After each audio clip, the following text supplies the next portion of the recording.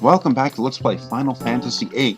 We are in the sewers of Dealing City because we have to get back to the large gate in order to trap the sorcerers, because we are in the middle of our plan to assassinate them. Unfortunately, Grace is here in her infinite wisdom, or lack thereof. She decided to run back to the Caraway Mansion and apologize to Renoa because, well, at a really inappropriate time, why not? Oh damn, that looks dangerous. And this is really the first time in the past several episodes I've had a chance to talk about kind of the stuff that's been going on here. And, because there was a lot of dialogue and cinematics and all that kind of crap. So as much as I would like to... No, hold on, I don't have the card command. That sucks. Life magic. It's very powerful magic to junction in with something. But since I can't use the card command, I'm just going to kill this thing. Just some weird two-dimensional shadow monster. Oh, I managed to actually steal something. Nice.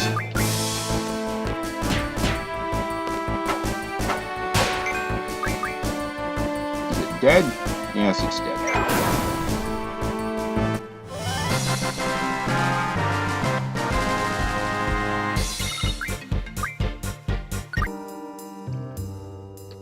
Now, I finally want to take the opportunity to discuss something that Squall had said to Irving. And I guess now, since we understand why Irving was bothering to go and ask so many questions, because he was getting kind of nervous. But something that he said was, he was asking Squall about whether he takes any sort of pleasure in fighting a battle against some enemy that he understands to be pure evil. And Squall just sort of misunderstands the concept. Like, what do you mean by pure evil? Is there really such a thing? And he goes and says that there isn't really a struggle against good and evil. It's more like it's just two sides, each taking their own to ideologies, to governments, to whatever.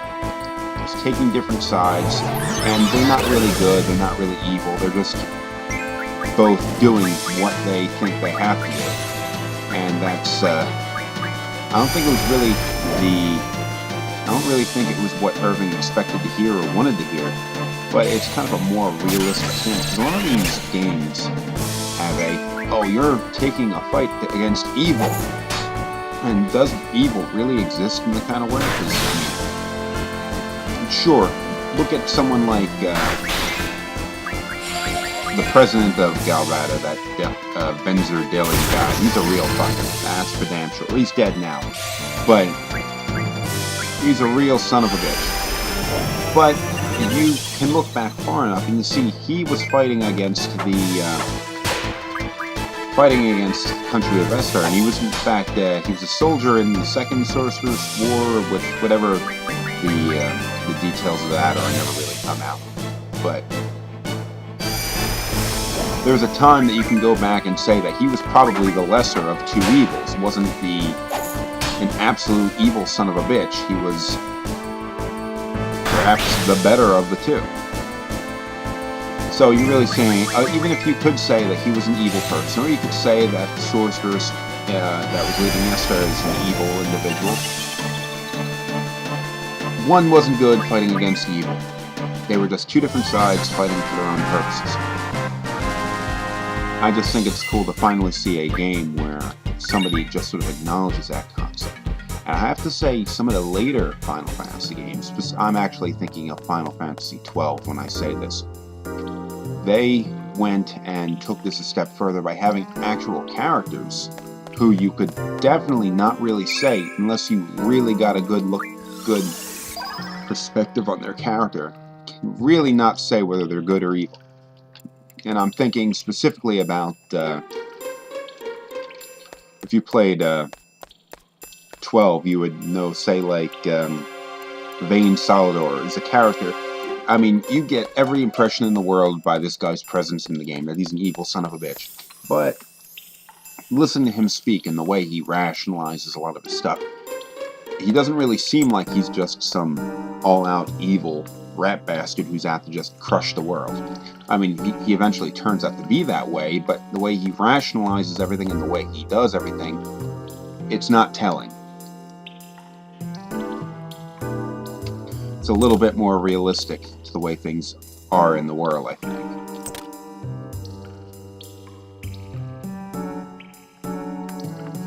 I'd say we had this whole... money, nice. Had this whole thing going on where Irving, they had this build-up to Irving freaking out. Irving's really not doing too good right now. Last episode, we saw him at the end of the episode freaking out. He's starting to shake. He doesn't want to go and pull the trigger for whatever reason. I guess the thought of actually killing someone, because this may be the first time he's ever done this for real. I mean, the Galbata Garden is a training center for soldiers. Doesn't mean they've actually taken part in battles like they do in Balam Garden. In that last battle, I was reminded of something. I have not shown you how you go and increase Quistis's limit break ability, because she really only has that one laser eye ability so far. Yet I have, for some time, had the ability to increase the number of limit breaks she has. For example, the Coral Fragment teaches Electrocute. Boom! She learned a new limit break. Spiderweb, Ultra Waves, new limit break. Water Crystal, Aqua Breath, new limit break. What else do we have? Acid, new limit break. Degenerator, new limit break. And I guess that might be it. But we have... oh. New limit break. Level something death. Gatling gun, new limit break. And... okay, that really is it this time. So now we just go and look at her abilities. Oh, hold on. Status. Damage one enemy, damage all enemies, death against certain enemies, thunder against all enemies, one hit kill, water damage all enemies, damage one enemy, change status change on one enemy, and her HP is fairly low, so the next fight I get into, I'll probably be able to go and show you that the effects of this limit break. Also, I had accidentally pulled all of Zell's magic off of him. So, now that I have some, I am going and junctioning his magic again. Okay, this is nowhere.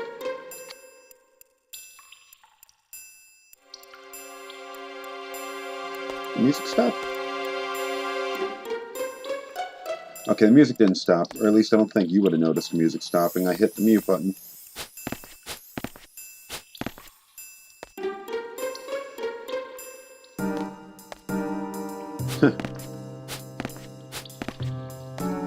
Can I get through here? Can I get through here? Can I get through? Can I? No, I can't.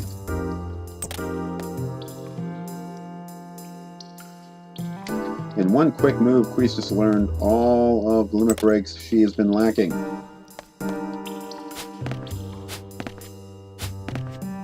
So just get into a stupid fight, I'd be able to show them to you. Come on now. I'm willing to gain the experience for the victory.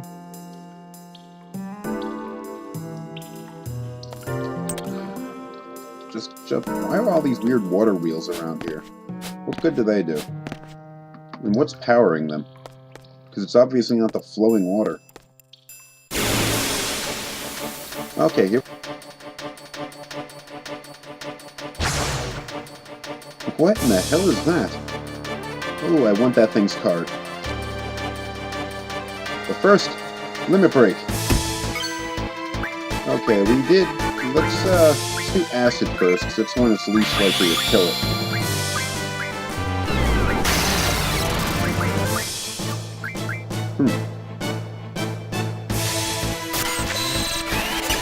If she survives this, if she dies, it's gonna suck.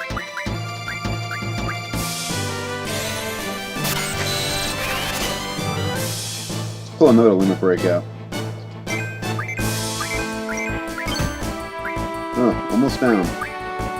Ultra Waves. This one damages all opponents. Slow my emulator down.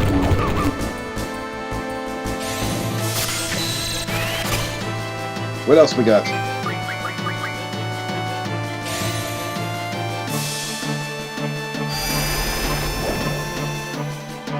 A little early for that. But electrocute. Let's try that again. Okay, it's not going to work.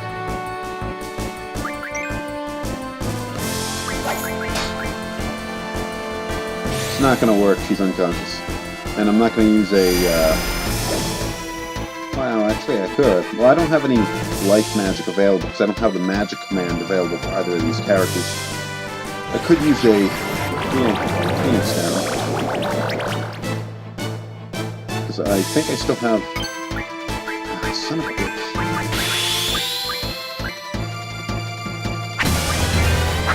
In the break time. Got all of them. I think I might be able to show you the finisher. Okay, it's gonna come up. Okay, it didn't come up. No finisher? No finisher. Never mind.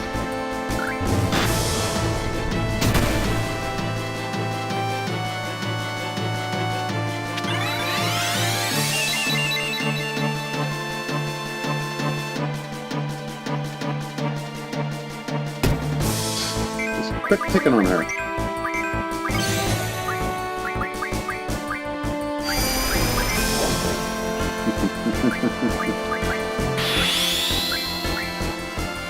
Limit break.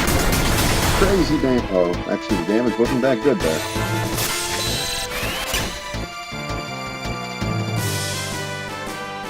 What else we got?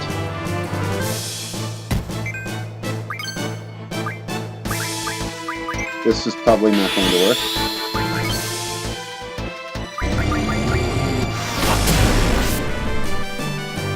Oh, that killed it. Apparently that did work. It's going to kill enemies based on levels on a certain interval.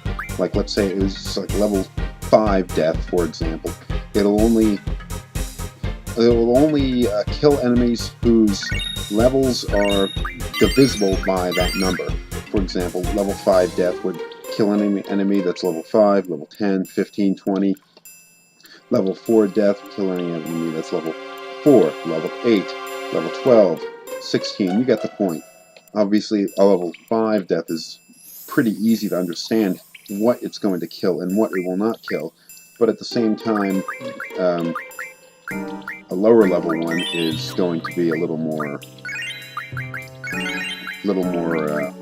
effective in actually defeating enemies.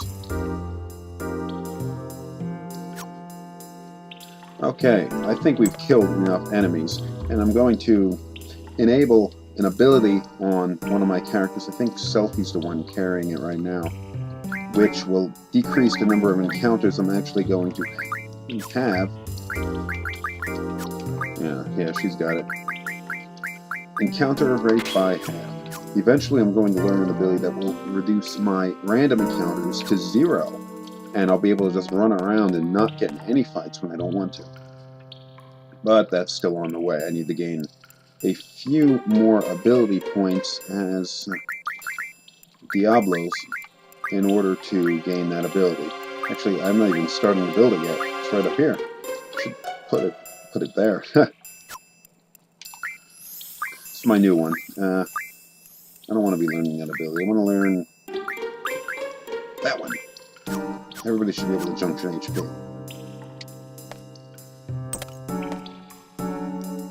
Boom! Ladder down! Unless, is this where we started? This had better not be where we started.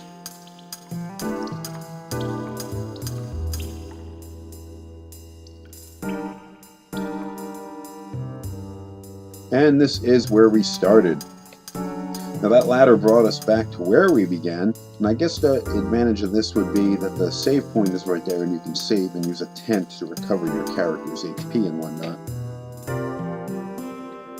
As long as that ladder remains down, which it does, we'll be able to resume our journey from where we left off.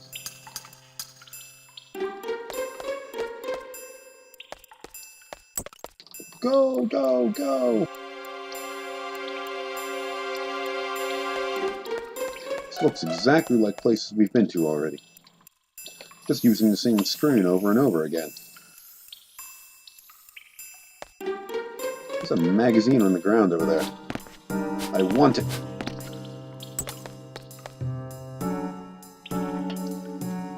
I want it now.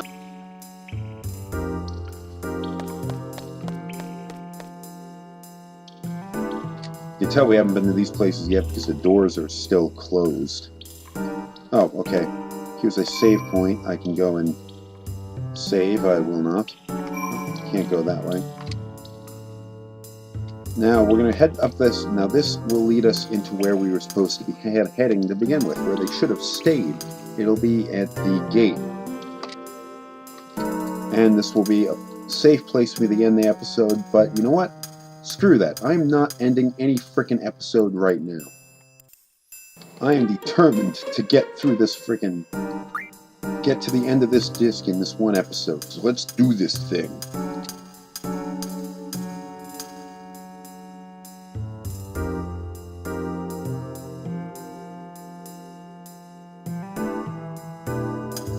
There will be no boss battle for these characters. Fortunately, they made it back in time, so her horrific screw-up is not really going to be causing any problems.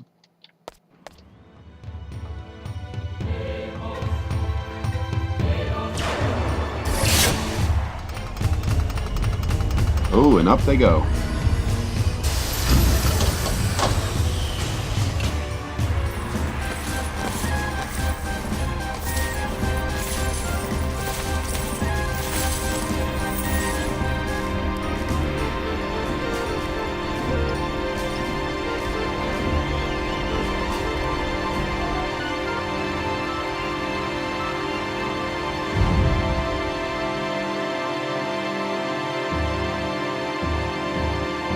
Hit the switch now! Hit the switch now! Oh, what do you know? It worked.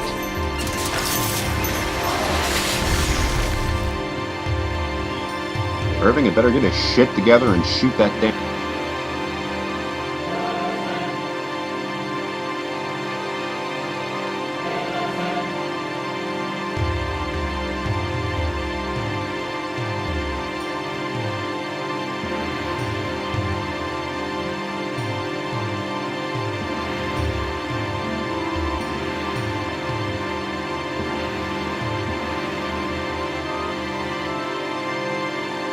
It's kind of a mistake to bring this idiot along, wasn't it?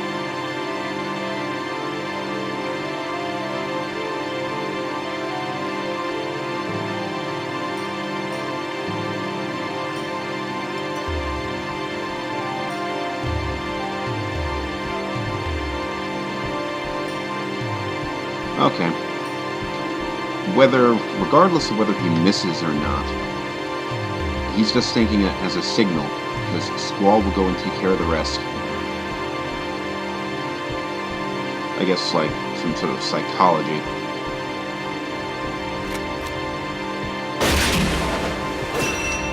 Oh, wow, that didn't work out.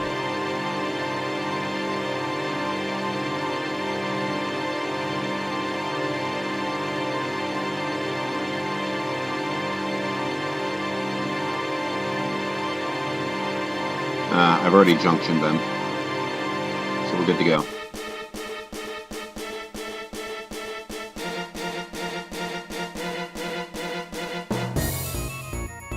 Oh, he's gotten in touch with his inner badass.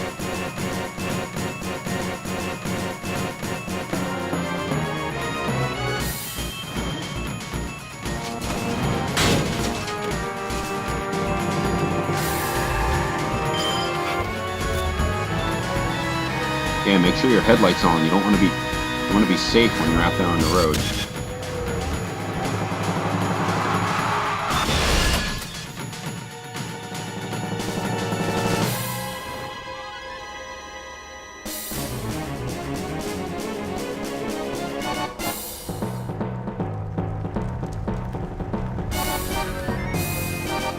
Wait a second.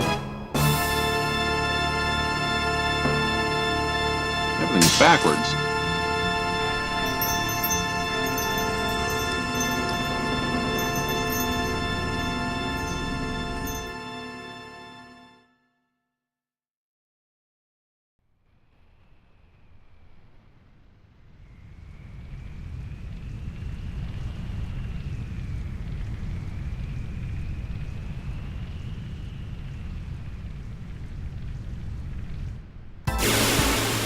Boss battle time, we're fighting Cypher.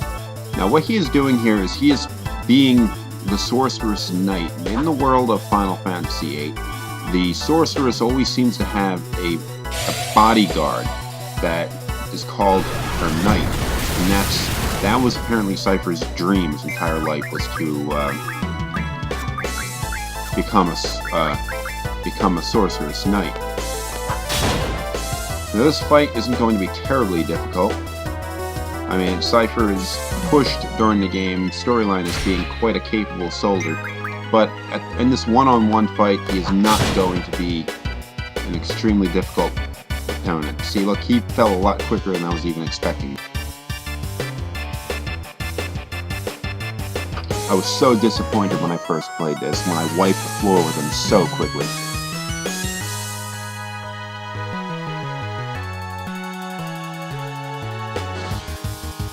What's your name? Ada? Okay, boss battle time, and notice the music is different. And this is, I think, one of the best songs in this game. And it's one of those, I'm not terribly impressed by the soundtrack as a whole for this game, but this is one of the better ones.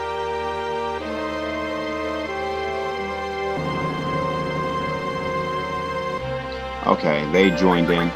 See, she has some magic here. We're going to go and draw. Now, the exact nature of a sorceress's power is something... there's mythology in the game's storyline about where this power comes from, but her ability to use magic is a much more like innate ability rather than what our characters here are using, because... our characters here are using what's called paramagic. In order to use paramagic, you have to equip a guardian force, and that is something a sorceress does not have to do in order to use magic. Notice the magic she's using right now is higher quality magic than we're even capable of using. So she's a more powerful individual. I was a little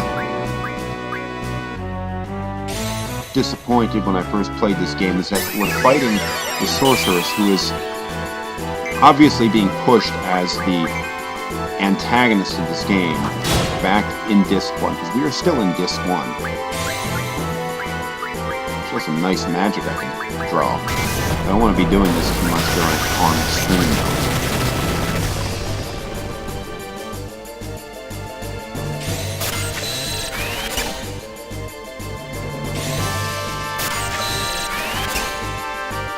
I do like this song, though. This fight still shouldn't be too difficult. My characters are pretty strong for people for this point in the game. Their levels are fairly low, but I have powerful magic junction, and my guardian forces have a lot of ability points, so they have a lot of abilities right now, and a lot of things I can junction magic to. So not only do I have powerful magic, I also have powerful many abilities to junction those magics into. So my characters are stronger than they probably are expected to be at this point in the game. Even Renault is capable of putting up some decent damage, and look how much damage the Squall is going to do here. Provided I get a critical, it's over 500 points of damage. I can assume she only has maybe like 5,000 HP or something like that. the amount of damage she's doing right now is really insignificant, especially since I can just draw Cura and cast it rather than stocking it and just keep my character's HP up.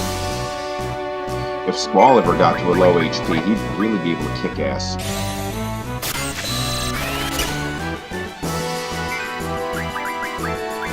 I apologize for drawing so much. I just want to get a lot of these Cura spells, because it's ability beyond what my characters really should have at this point. But while I'm doing this, I'll take the opportunity to bring up some of the mythology in-game of where the sorceress's powers come from. The god of the world of Final Fantasy VIII is a long-gone deity that supposedly started a war against the humans that existed in this world. And the war raged on for quite a while, and eventually the god lost. I forget what it was called. It was something unpronounceable. The god eventually lost the war, and as a result, it made a deal with the people that the deity would go and give them its power in payment for not killing. But it was all a trick. The god only gave humans half the power that he had, and gave it only to a small number of individuals, these sorceresses. So the idea was that the humans would fight over this power and would kill each other in the process, so the gods essentially would retain half of its power, and its enemies would destroy themselves. Now, whether this is actually true or just mythology within the story, that's unknown, and I guess it really doesn't even matter, because it doesn't have much of a bearing on the storyline. But there's also a part of this that there is more than one sorceress. In fact, we encounter multiple sorceresses through the game, but as far as we can tell right now, there are only 2 sorceresses alive at the moment. This is one of them, and another one we're going to encounter later. But there's also another sorceress that this one Ida had gone and made reference to in her speech, calling all the people a bunch of sheep and all that kind of stuff. And that was a reference to Sorceress Adele, the one that had been in control of Esther back 15, 18, whatever it was years ago, back during the, I guess, 3rd Sorceress War. And obviously 2 very different people, because, I mean, you haven't seen that one yet, but Sorceress Adele is a gigantic, hulking woman that stands probably 8-10 feet tall or something like that. Huge and muscular. Very different look than this one, is clearly trying to resemble human. Okay, I think I probably should do something about this now. Can I draw a life? Yes. I don't want to get my characters killed here, but fortunately she's providing all the para-magic I need to survive this battle seemingly indefinitely. The only reason why Renoa failed there is because I was being really careless about how I was going to be drawing my magic. She also has light, that's pretty cool. Double Dispel? These are powerful magics. I should... Hold on, I'm going to shut the camera off. I'm going to draw for a while just to get these really awesome magics. Okay, I'm getting bored with beating this woman up, drawing her magic, and she seems to be using a little bit more powerful spells. It's kind of wearing my characters down, so I'm going to go and finish this battle. Let's do this thing. Let's finish her off. Oh, some decent damage on some of these shots. Oh, didn't get that much in. Probably because his HP had increased by the time the limit break was actually activated. Oh, got an elixir. Gotta love it. I wonder where all the guards are. I wonder why she didn't try participating in the... And you know what? Never mind. It was a stupid thought. She has not been attacking Squall at all during this fight. I wonder if it's some scripted reason why she's not doing that. I think maybe her AI is a little bit more intelligent than your standard enemy, and she is simply trying to go and defeat the weakest enemies first. The Squall's HP is very high. What? Damn you!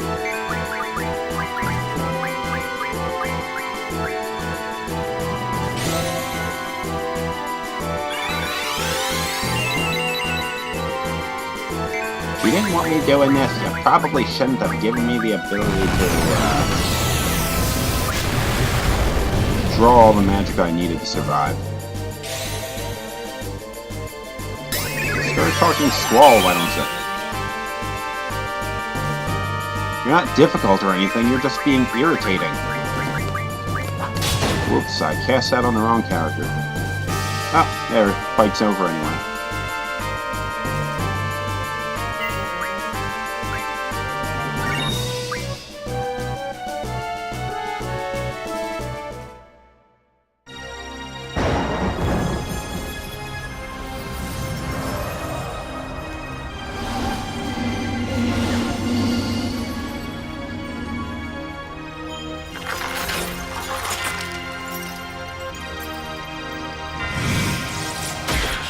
Oh!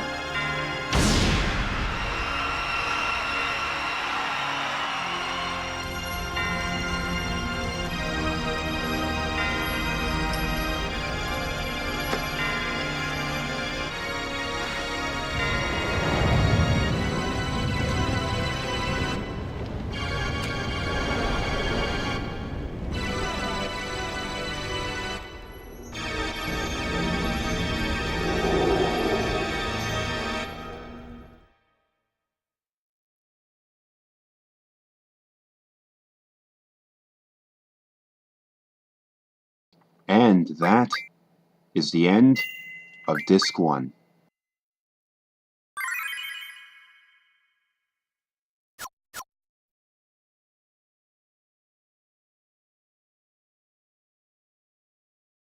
Little buggy, but please insert Disc 2. And I will do that in the next episode.